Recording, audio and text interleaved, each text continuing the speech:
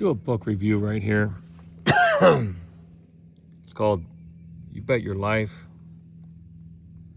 by Paul Offit. Let's see. From blood transfusions to mass vaccination, the long and risky history of medical innovations.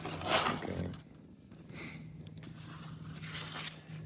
This book goes back over 200 years, about 200 years ago, where the start of actual medical innovation started to take place. You know, a scratch from this nail 200 years ago was like a death sentence because they didn't have the antidote for tetanus or the antidote, whatever you want to call it, immunization. But this is a good book for people into preparedness. It's very easy to read, and it covers the history of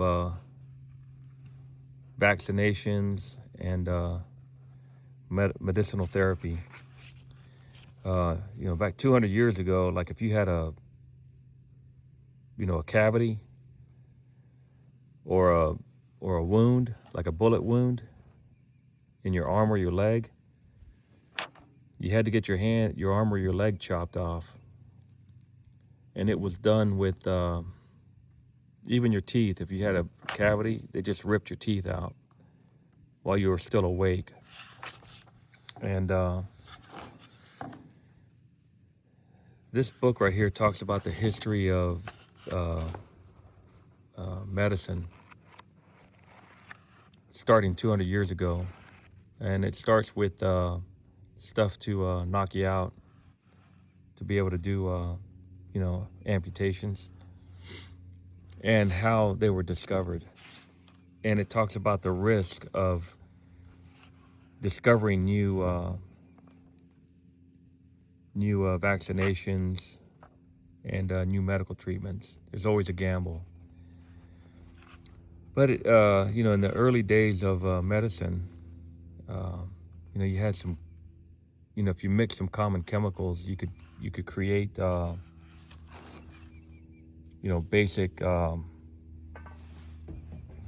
basic medicine to treat certain illnesses. I think it was the development of the microscope that allowed medicine to really take off. Because with the microscope, you could get down there and actually look at the bacteria. But it's a good book. It's a good book to read because it talks about the history of medicine and how certain medicines were made 200 years ago. And talks about the common antibiotics, the common elements that were used, and how they were mixed with other elements to create certain medicines. It's a very basic introduction to the very initial stages of medicine. Talks about just about a lot of stuff, antibiotics, and the people that risked their life, the initial people.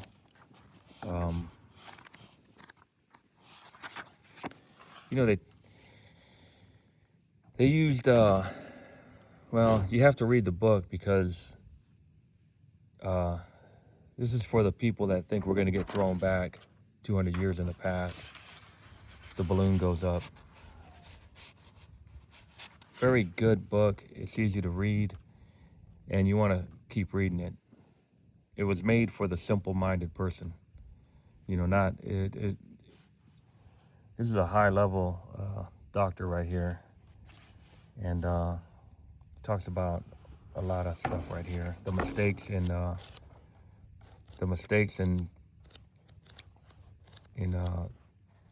getting medicine out there, fast tracking it, You know, you have a phase 1, phase 2, and a phase 3 trials. Well, it talks about it. Talks about all the cool stuff, all the masks, like it talks about SARS, MERS, SARS, COVID-2, and HIV. Talks about a lot of stuff in here, but it goes back 200 years to the discovery of medicine to knock you out, to be able to, you know, do amputations and tooth extractions. Very simple combination of elements. It's worth the read, especially if all the medicine goes away and we get thrown back 200 years in time.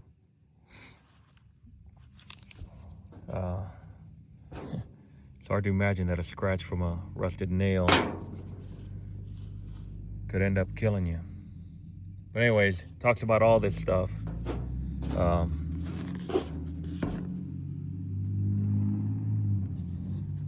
It's well worth the read. It's actually a preparedness book. Gives a whole new meaning to going out there walking around in the woods. If something happens to you and there's no doctor, there's no medicine, what do you do?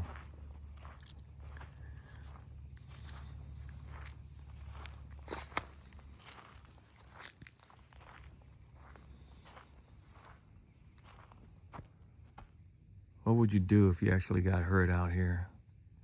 A lot of people think the woods is cool. It's okay if you have if you have modern medicines available to you. But if we go back in time 200 years, all this will be very dangerous.